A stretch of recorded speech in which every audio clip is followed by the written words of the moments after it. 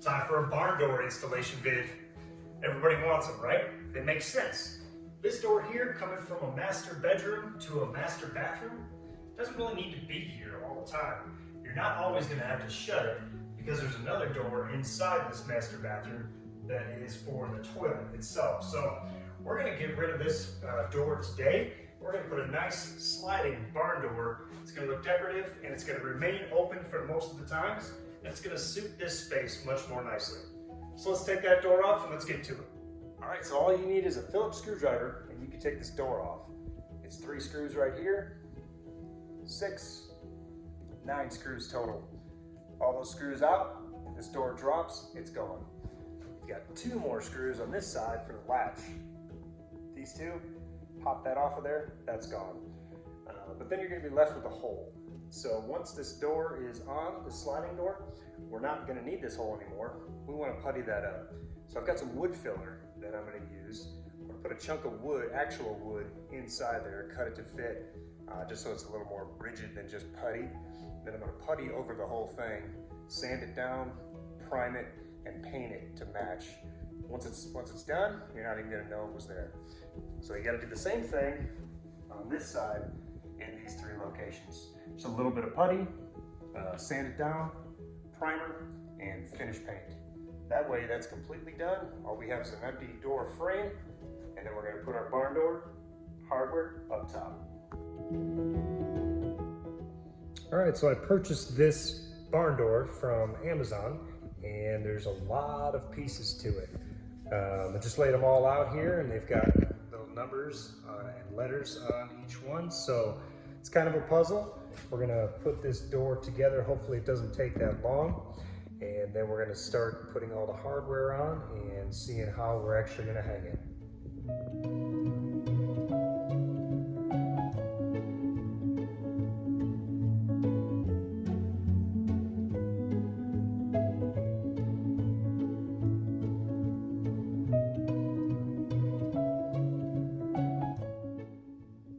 So the screws finish off with some nice caps so that you can't see the screw heads. There's 5 screws on each side to hold each one of these sections. Pretty simple to put the door together and looks pretty good.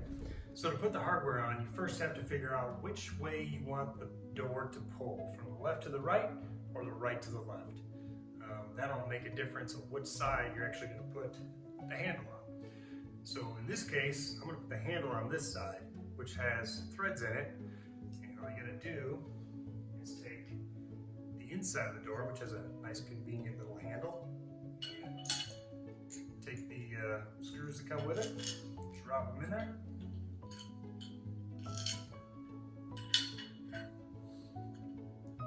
pop them through from the back side,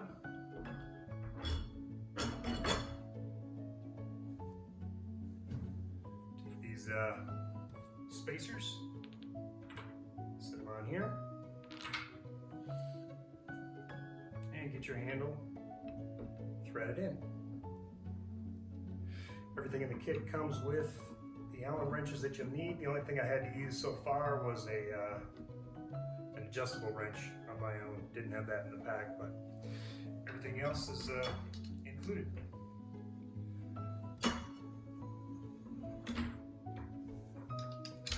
Rollers, 4 holes, right?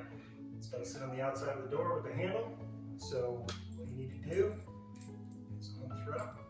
It's got 2 washers on it, so I'm going to put a washer on both sides, one on the back and one on the front.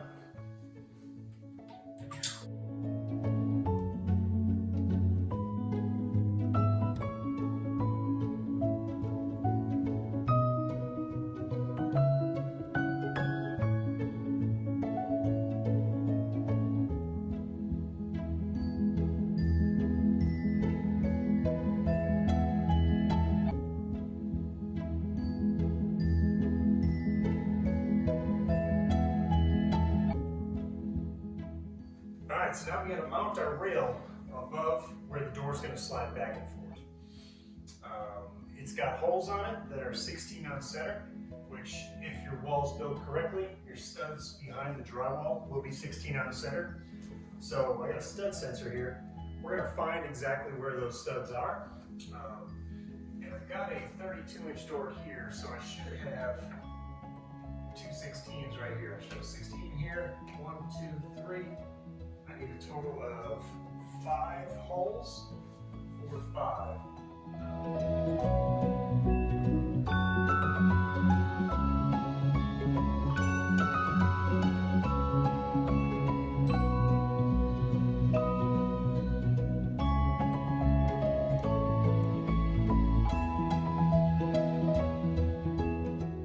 All right, so I got the rail completely up and I got the door hanging on it, just kind of swinging here, but it closes all the way closed, which is good, but it'll roll right off the track if I don't put this stop on there. So I got 3 more things I need to put on. I've got 2 of these stops, these guys right here. Real simple, you just got a little bumper on them. Face the bumper towards the bar where you want it to actually stop. Slide it right onto the bar just like that. So I'm going to stop it right there. That'll be my stop, right at the edge of that door there. Kind of center it out. And then there's 2 set screws on the top with Allen heads to lock that into place so the door actually stops right there. So I got another one that I'm going to put on the opposite side. And obviously face the bumpers this way so that it hits. Looks like the set screws are kind of goofy on there, but you get the idea.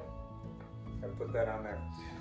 Then the last thing I have to do is put this bottom roller in. That way the door doesn't just pull away from the wall like this every time you open and close it. Kind of guides it and keeps it right where it needs to be. So I'm going to move that over and actually screw that to the wall right here. And it's got this adjustable roller here where you can loosen it and you can set where you want that thing to actually sit. So once I screw it to the wall, I'm going to pick my depth and I'm going to lock down exactly where I want it to be. Probably right about there, so that this thing comes right through and doesn't swing too far out and doesn't hit the wall. All right, so there it is. There's the finished product, and it opens without scraping on anything. It stops right there where you need it to stop. I had it stopped to where you could still open the door from the inside. I still have to sand these down and prime and paint these patches, but if I stop it right there, you can still open it from the inside. And I also set the stop on this end to where you can still kind of get in here and open it. That way it's functional from both sides, and it slides real nice, closes good, and that's a done deal. That's the barn door. Thanks for watching. Check out the next video.